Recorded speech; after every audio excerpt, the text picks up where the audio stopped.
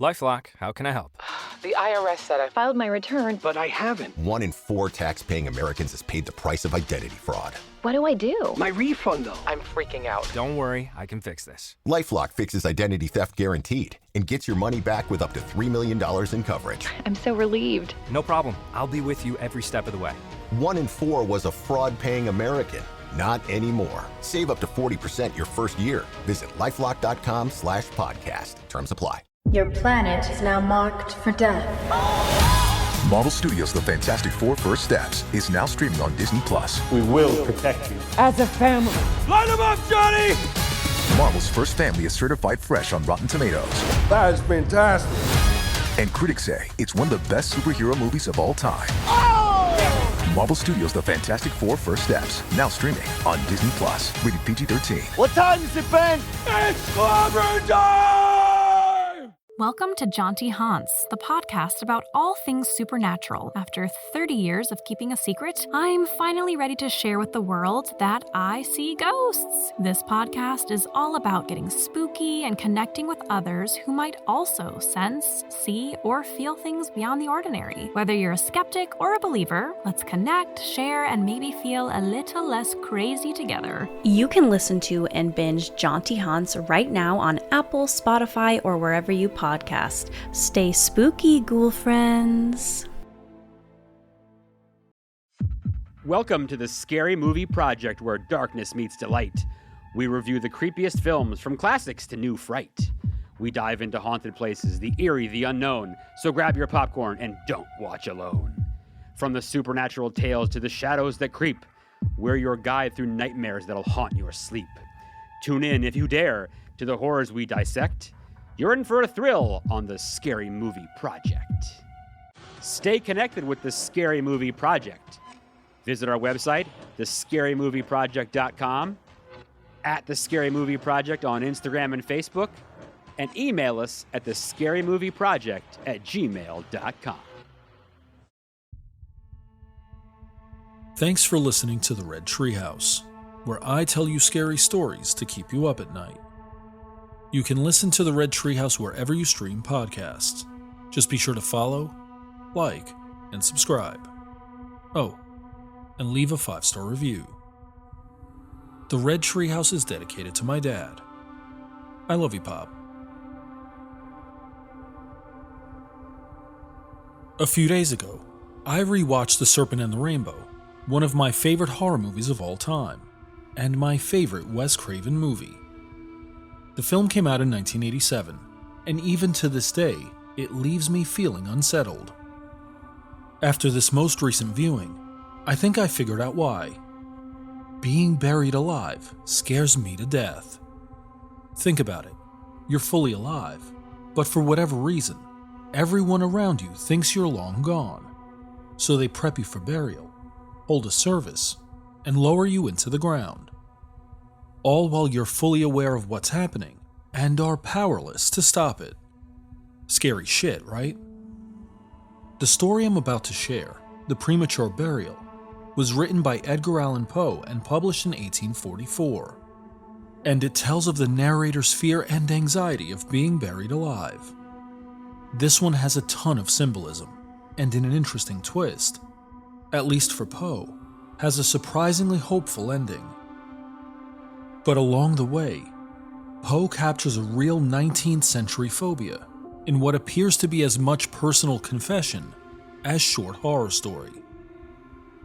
So sit back, turn down the lights, pull up the covers, and pay close attention as I read The Premature Burial by Edgar Allan Poe.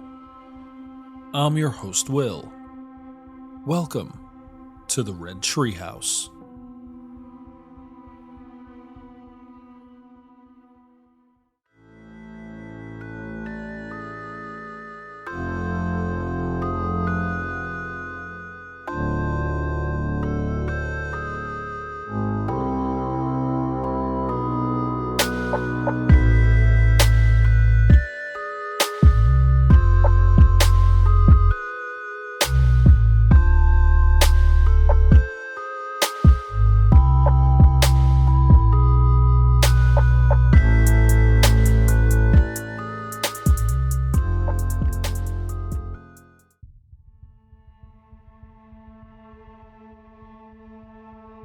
The Premature Burial by Edgar Allan Poe.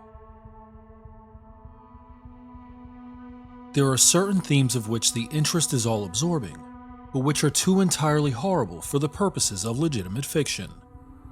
These the mere romanticist must eschew, if he does not wish to offend or to disgust. They are with propriety handled only when the severity and majesty of truth sanctify and sustain them. We thrill, for example, with the most intensive pleasurable pain, over the accounts of the passage of Baracina, of the earthquake at Lisbon, of the plague at London, of the massacre of St. Bartholomew, or of the stifling of the 123 prisoners in the black hole at Calcutta. But in these accounts, it is the fact, it is the reality, it is the history which excites. As inventions, we should regard them with simple abhorrence. I have mentioned some few of the more prominent and august calamities on record, but in these it is the extent, not less than the character of the calamity, which so vividly impresses the fancy. I need not remind the reader that, from the long and weird catalogue of human miseries, I might have selected many individual instances more replete with essential suffering than any of these vast generalities of disaster. The true wretchedness indeed, the ultimate woe, is particular, not diffuse. That the ghastly extremes of agony are endured by man the unit, and never by man the mass, for this let us thank a merciful God. To be buried while alive is, beyond question, the most terrific of these extremes which has ever fallen to the lot of mere mortality. That it has frequently, very frequently, so fallen will scarcely be denied by those who think. The boundaries which divide life from death are at best shadowy and vague. Who shall say where the one ends and where the other begins? We know that there are diseases in which occur total cessations of all the apparent functions of vitality, and yet in which these cessations are merely suspensions, properly so called. They are only temporary pauses in the incomprehensible mechanism. A certain period elapses, and some unseen mysterious principle again sets in motion the magic pinions and the wizard wheels. The silver cord was not forever loosed, nor the golden bowl irreparably broken. But where meantime was the soul? Apart, however, from the inevitable conclusion, a priori that such causes must produce such effects, that the well-known occurrence of such cases of suspended animation must naturally give rise, now and then, to premature interments.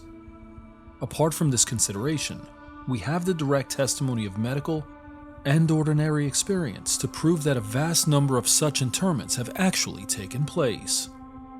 I might refer at once, if necessary, to 100 well-authenticated instances, one of very remarkable character, and of which the circumstances may be fresh in the memory of some of my readers, occurred, not very long ago, in the neighboring city of Baltimore, where it occasioned a painful, intense, and widely extended excitement. The wife of one of the most respectable citizens, a lawyer of eminence and a member of Congress, was seized with a sudden and unaccountable illness, which completely baffled the skill of her physicians. After much suffering, she died, or was supposed to die. No one suspected, indeed, or had reason to suspect, that she was not actually dead. She presented all the ordinary appearances of death. The face assumed the usual pinched and sunken outline. The lips were of the usual marble pallor. The eyes were lusterless. There was no warmth. Pulsation had ceased. For 3 days the body was preserved unburied, during which it had acquired a stony rigidity. The funeral, in short, was hastened, on account of the rapid advance of what was supposed to be decomposition. The lady was deposited in her family vault, which for 3 subsequent years was undisturbed. At the expiration of this term, it was opened for the reception of a sarcophagus. But alas, how fearful a shock awaited the husband, who personally threw open the door. As its portal swung outwardly back, some white-appareled object fell rattling within his arms. it was the skeleton of his wife in her yet unmolded shroud. A careful investigation rendered it evident that she had been revived within 2 days of her entombment, that her struggles within the coffin had caused it to fall from a ledge or shelf to the floor, where it was so broken as to permit her escape. A lamp which had been accidentally left, full of oil, within the tomb, was found empty. It might have been exhausted, however, by evaporation. On the uttermost of the steps which led down into the dread chamber was a large fragment of the coffin, with which it seemed that she had endeavored to arrest attention by striking the iron door. While thus occupied, she probably swooned, or possibly died, through sheer terror. And in failing, her shroud became entangled in some ironwork, which projected interiorly. Thus she remained, and thus she rotted, erect. In the year 1810, a case of living inhumation happened in France, attended with circumstances which go far to warrant the assertion that truth is, indeed, stranger than fiction. The heroine of the story was a Mademoiselle Victorine Lafourcade, a young girl of illustrious family, of wealth, and of great personal beauty. Among her numerous suitors was Julien Bossuet, a poor litterateur, or journalist of Paris. His talents and general amiability had recommended him to the notice of the heiress, by whom he seems to have been truly beloved. But her pride of birth decided her, finally, to reject him and to wed a Monsieur Renel, a banker and diplomatist of some eminence. After marriage, however, this gentleman neglected, and perhaps even more positively, ill-treated her. Having passed with him some wretched years, she died. At least her condition so closely resembled death as to deceive everyone who saw her. She was buried, not in a vault, but in an ordinary grave in the village of her nativity. Filled with despair, and still inflamed by the memory of a profound attachment, the lover journeys from the capital to the remote province in which the village lies, with the romantic purpose of disinterring the corpse and possessing himself of its luxuriant tresses. He reaches the grave. At midnight he unearths the coffin, opens it, and is in the act of detaching the hair, when he is arrested by the unclosing of the beloved's eyes. In fact, the lady had been buried alive. Vitality had not altogether departed, and she was aroused by the caresses of her lover from the lethargy which had been mistaken for death. He bore her frantically to his lodgings in the village. He employed certain powerful restoratives suggested by no little medical learning. In fine, she revived. She recognized her preserver. She remained with him until, by slow degrees, she slowly recovered her original health. Her woman's heart was not adamant, and this last lesson of love sufficed to soften it. She bestowed it upon Bossuet. She returned no more to her husband, but concealing from him her resurrection, fled with her lover to America.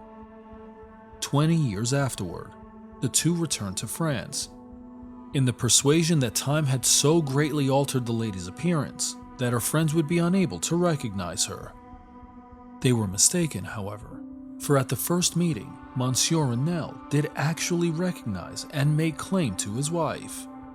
This claim she resisted, and a judicial tribunal sustained her in her resistance, deciding that the peculiar circumstances, with the long lapse of years, had extinguished, not only equitably, but legally, the authority of the husband. The Chirurgical Journal of Leipzig, a periodical of high authority and merit, which some American bookseller would do well to translate and republish, records in a late number a very distressing event of the character in question. An officer of artillery, a man of gigantic stature and of robust health, being thrown from an unmanageable horse, received a very severe contusion upon the head, which rendered him insensible at once. The skull was slightly fractured, but no immediate danger was apprehended. Trepanning was accomplished successfully. He was bled, and many other of the ordinary means of relief were adopted.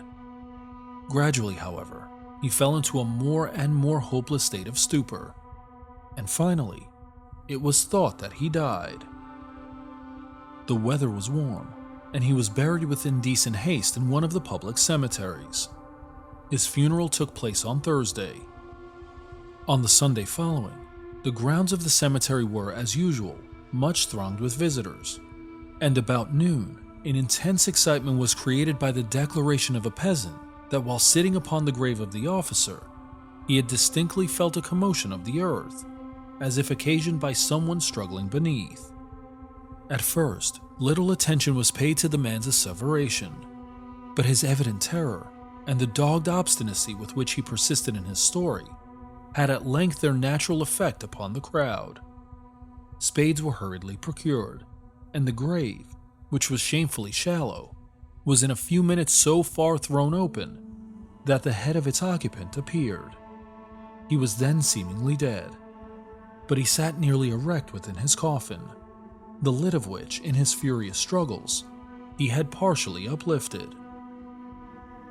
He was forthwith conveyed to the nearest hospital, and there pronounced to still be living, although in an asphyctic condition.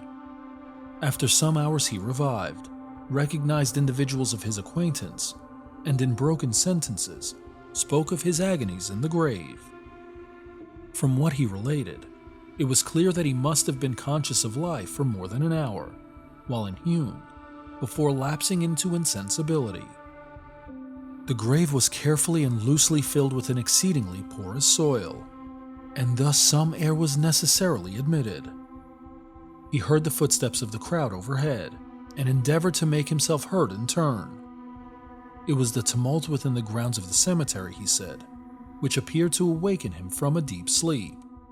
But no sooner was he awake than he became fully aware of the awful horrors of his position. The patient, it is recorded, was doing well and seemed to be in a fair way of ultimate recovery, but fell a victim to the quackeries of medical experiment. The galvanic battery was applied, and he suddenly expired in one of those ecstatic paroxysms which occasionally it superinduces. The mention of the galvanic battery, nevertheless, recalls to my memory a well-known and very extraordinary case in point, where its action proved the means of restoring to animation a young attorney of London, who had been interred for 2 days. This occurred in 1831, and created, at the time, a very profound sensation wherever it was made the subject of converse. The patient, Mr. Edward Stapleton, had died, apparently of typhus fever, accompanied with some anomalous symptoms which had excited the curiosity of his medical attendants. Upon his seeming decease, his friends were requested to sanction a post-mortem examination, but declined to permit it. As often happens when such refusals are made, the practitioners resolved to disinter the body and dissect it at leisure, in private. Arrangements were easily effected with some of the numerous corps of body snatchers with which London abounds, and upon the 3rd night after the funeral, the supposed corpse was unearthed from a grave 8 feet deep and deposited in the opening chamber of one of the private hospitals. An incision of some extent had been actually made in the abdomen, when the fresh and undecayed appearance of the subject suggested an application of the battery. One experiment succeeded another, and the customary effects supervened, with nothing to characterize them in any respect, except, upon 1 or 2 occasions, a more than ordinary degree of lifelikeness in the convulsive action. It grew late. The day was about to dawn, and it was thought expedient, at length, to proceed at once to the dissection.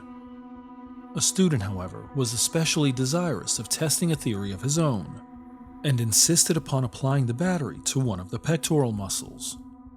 A rough gash was made, and a wire hastily brought in contact, when the patient, with a hurried but quite unconvulsive movement, arose from the table, stepped into the middle of the floor, gazed about him uneasily for a few seconds, and then spoke. What he said was unintelligible, but words were uttered.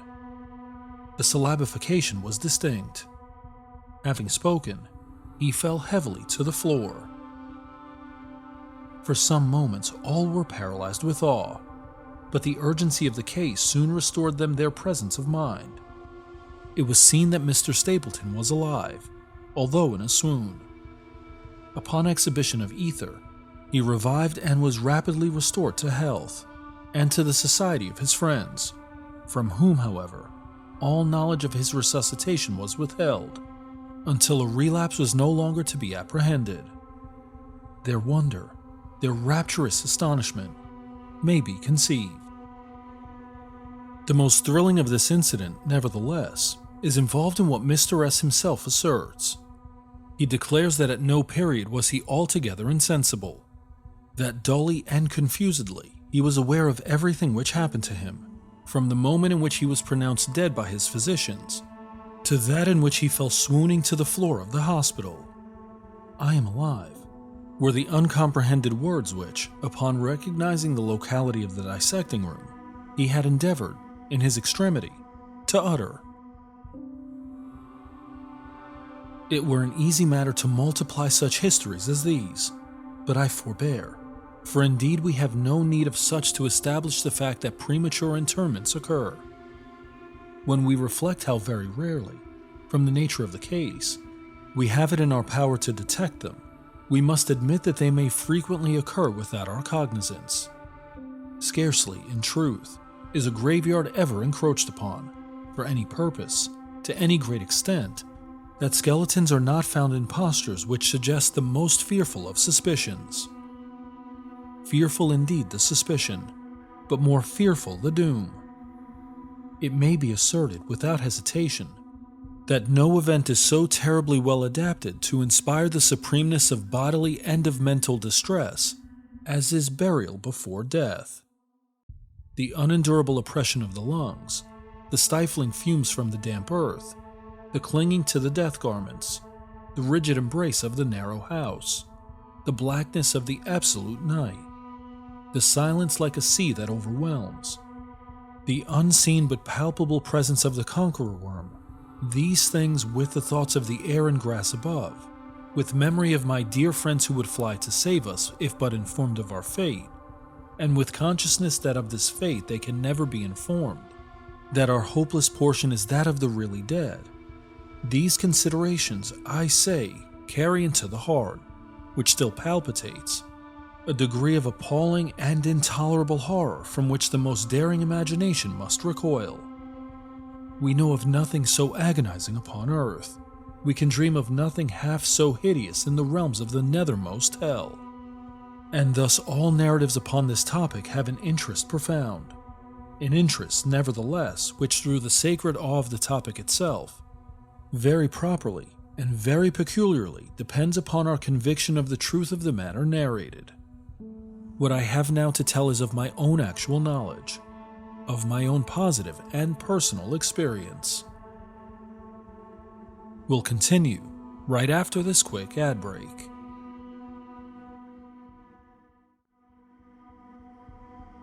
For several years, I had been subject to attacks of the singular disorder which physicians have agreed to term catalepsy, in default of a more definitive title.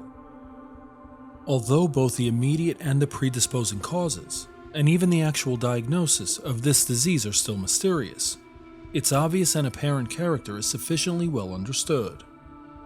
Its variations seem to be chiefly of degree. Sometimes the patient lies, for a day only, or even for a shorter period, in a species of exaggerated lethargy. He is senseless and externally motionless, but the pulsation of the heart is still faintly perceptible. Some traces of warmth remain.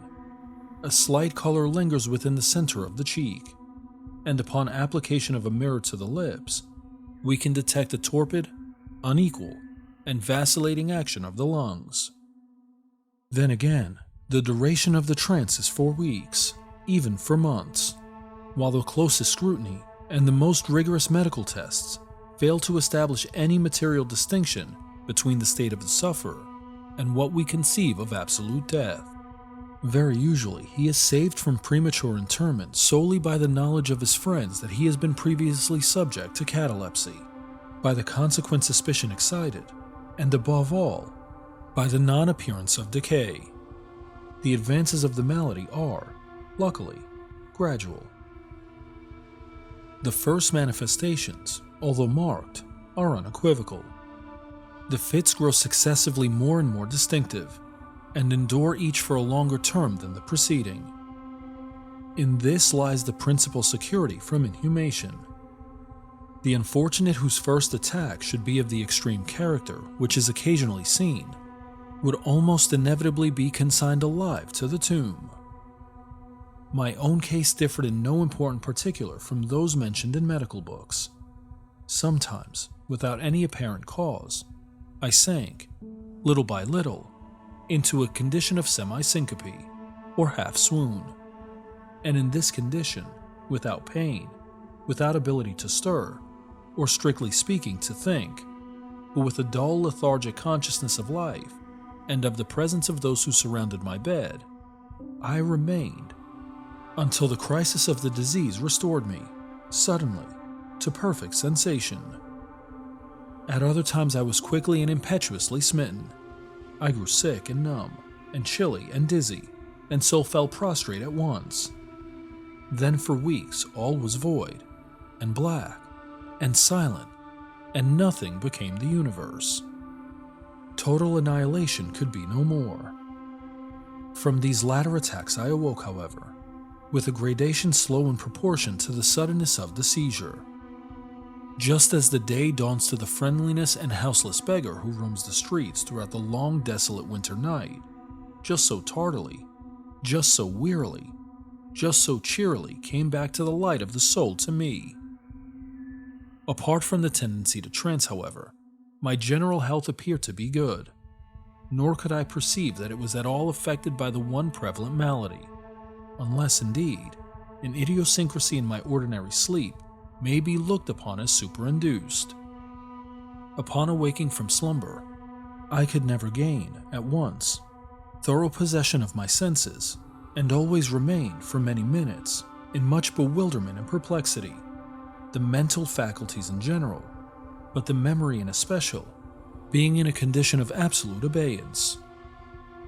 In all that I endured, there was no physical suffering but of moral distress and infinitude. I talked of worms, of tombs and epitaphs. I was lost in reveries of death, and the idea of premature burial held continual possession of my brain.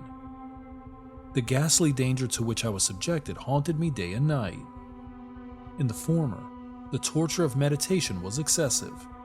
In the latter, supreme. When the grim darkness overspread the earth, then with every horror of thought, I shook as the quivering plumes upon the hearse. When nature could endure wakefulness no longer, it was with a struggle that I consented to sleep, for I shuddered to reflect that upon awaking, I might find myself the tenant of a grave. And when finally I sank into slumber, it was only to rush at once into a world of phantasms, above which, with vast, sable, overshadowing wing, hovered, predominant, the one sepulchral idea. From the innumerable images of gloom which thus oppressed me in dreams, I select for record but a solitary vision. Methought I was immersed in a catacleptic trance of more than usual duration and profundity.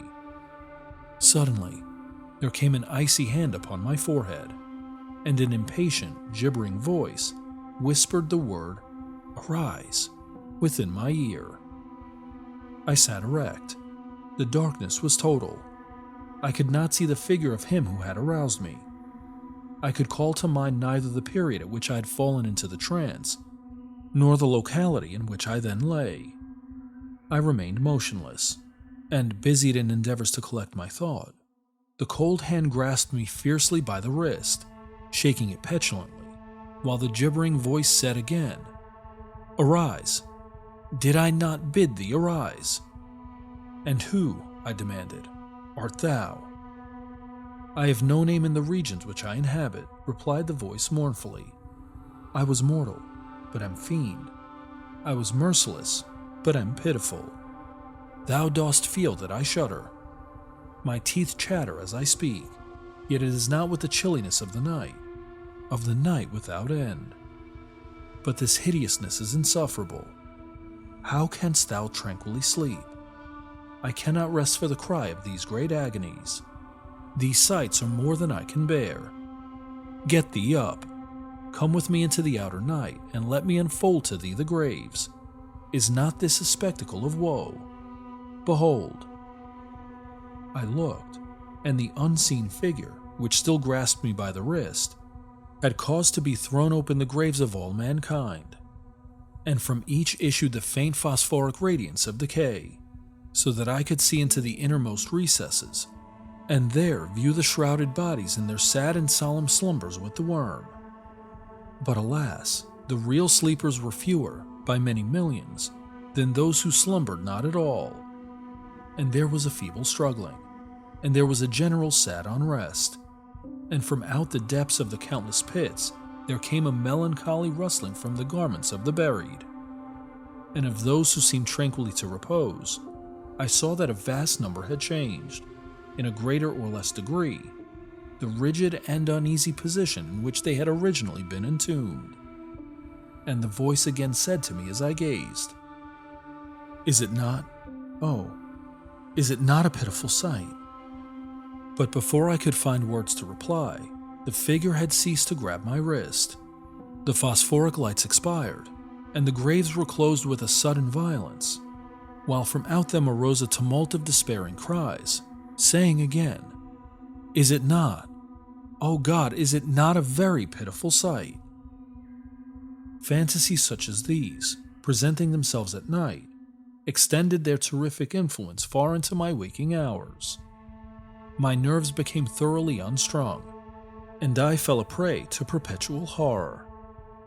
I hesitated to ride, or to walk, or to indulge in any exercise that would carry me from home. In fact, I no longer dared trust myself out of the immediate presence of those who were aware of my proneness to catalepsy, lest falling into one of my usual fits, I should be buried before my real condition could be ascertained. I doubted the care, the fidelity of my dearest friends. I dreaded that, in some trance of more than customary duration, they might be prevailed upon to regard me as irrecoverable. I even went so far as to fear that, as I occasioned much trouble, they might be glad to consider any very protracted attack as sufficient excuse for getting rid of me altogether. It was in vain they endeavored to reassure me by the most solemn promises. I exacted the most sacred oaths, that under no circumstances they would bury me until decomposition had so materially advanced as to render farther preservation impossible. And even then, my mortal terrors would listen to no reason, would accept no consolation. I entered into a series of elaborate precautions. Among other things, I had the family vault so remodeled as to admit of being readily opened from within. The slightest pressure upon a long lever that extended far into the tomb would cause the iron portal to fly back. There were arrangements also for the free admission of air and light, and convenient receptacles for food and water, within immediate reach of the coffin intended for my reception. This coffin was warmly and softly padded, and was provided with a lid, fashioned upon the principle of the vault door, with the addition of springs so contrived that the feeblest movement of the body would be sufficient to set it at liberty.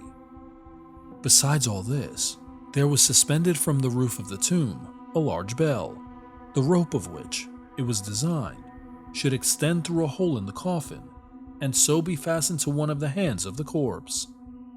But alas, what avails the vigilance against the destiny of man? Not even these well-contrived securities suffice to save from the uttermost agonies of living inhumation, a wretch to these agonies foredoomed. There arrived an epoch, as often before there had arrived, in which I found myself emerging from total unconsciousness into the first feeble and indefinite sense of existence. Slowly, with a tortoise gradation, approached the faint gray dawn of the cycle day, a torpid uneasiness, an apathetic endurance of dull pain. No care, no hope, no effort. Then after a long interval, a ringing in the ears. Then after a lapse still longer, a prickling or tingling sensation in the extremities, then a seemingly eternal period of pleasurable quiescence, during which the awakening feelings are struggling into thought, then a brief resinking into non-entity, then a sudden recovery. At length, the slight quivering of an eyelid, and immediately thereupon, an electric shock of a terror, deadly and indefinite, which sends the blood in torrents from the temples to the heart. And now the first positive effort to think, and now the first endeavor to remember, and now a partial and evanescent success. And now the memory has so far regained its dominion that in some measure I am cognizant of my state. I feel that I am not awaking from ordinary sleep. I recollect that I have been subject to catalepsy. And now, at last, as if by the rush of an ocean, my shuddering spirit is overwhelmed by the one grim danger, by the one spectral and ever-prevalent idea. For some minutes after this fancy possessed me, I remained without motion. And why? I could not summon courage to move. I dared not make the effort which was to satisfy me of my fate, and yet there was something at my heart which whispered me it was sure. Despair, such as no other species of wretchedness ever calls into being. Despair alone urged me, after long irresolution, to uplift the heavy lids of my eyes. I uplifted them. It was dark, all dark. I knew that the fit was over. I knew that the crisis of my disorder had long passed. I knew that I had now fully recovered the use of my visual faculties. And yet it was dark, all dark, the intense and utter raylessness of the night that endureth forevermore. I endeavored to shriek, and my lips and my parched tongue moved convulsively together in the attempt. But no voice issued from the cavernous lungs, which, oppressed as if by the weight of some incumbent mountain, gasped and palpitated, with the heart, at every elaborate and struggling inspiration. The movement of the jaws, in this effort to cry aloud, showed me that they were bound up, as is usual with the dead. I felt, too, that I lay upon some hard substance, and by something similar my sides were also closely compressed. So far, I had not ventured to stir any of my limbs, but now I violently threw my arms up, which had been lying at length, with the wrists crossed.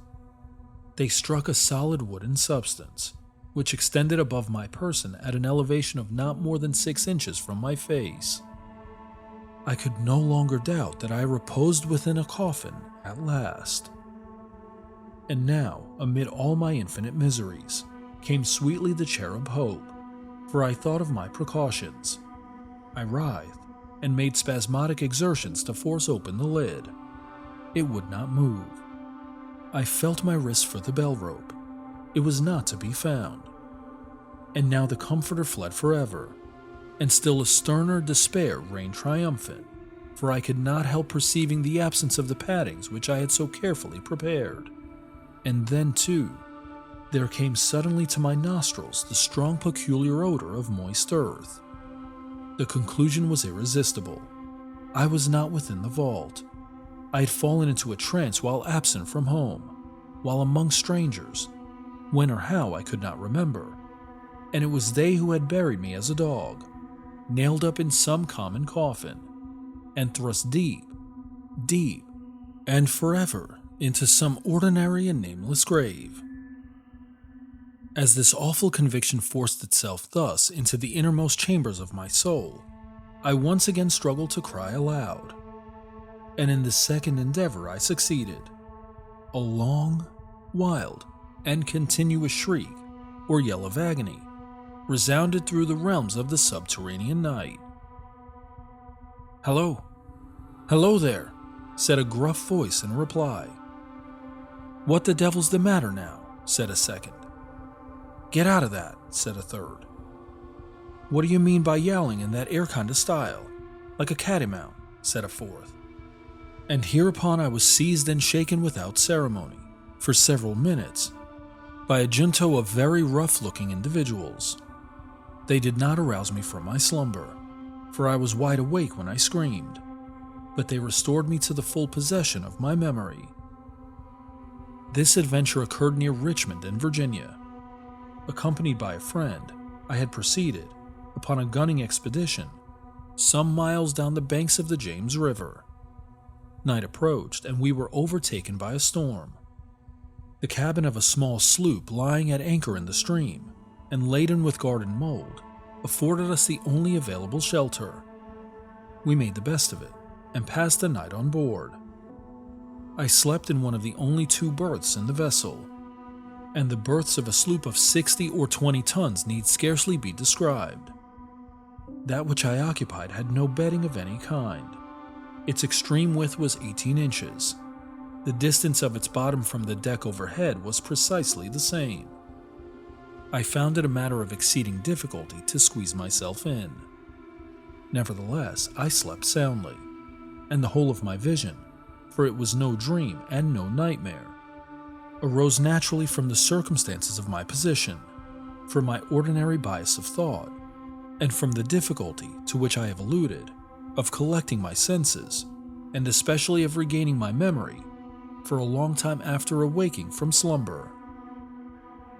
The men who shook me were the crew of the sloop, and some laborers engaged to unload it. From the load itself came the earthy smell. The bandage about the jaws was a silk handkerchief in which I had bound up my head in default of my customary nightcap. The tortures endured, however, were indubitably quite equal for the time to those of actual sepulture. They were inconceivably hideous, but out of evil proceeded good, for their excess wrought in my spirit an inevitable revulsion. My soul acquired tone, acquired temper. I went abroad. I took vigorous exercise. I breathed the free air of heaven. I thought upon other subjects than death. I discarded my medical books. I read no night thoughts, no fustian about churchyards, no bugaboo tales, such as this. In short, I became a new man, and lived a man's life. From that memorable night, I dismissed forever my charnel apprehensions, and with them vanished the catacleptic disorder, of which perhaps they had been less the consequence than the cause. There are moments when, even to the sober eye of reason, the world of our sad humanity may assume the semblance of a hell. But the imagination of a man is no Carathis, to explore with impunity its every cavern. Alas, the grim legion of sepulchral terrors cannot be regarded as altogether fanciful, but like the demons in whose company Afrasiab made his voyage down the Oxus, they must sleep, or they will devour us. They must be suffered to slumber, or we perish.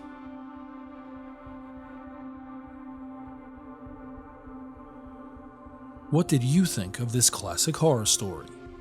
Comment or email redtreehousepod@gmail.com. As we turn down the lights on this episode, be sure to join me next time as we continue exploring our strange and scary world. I'm your host, Will. Thanks for joining me in the Red Treehouse.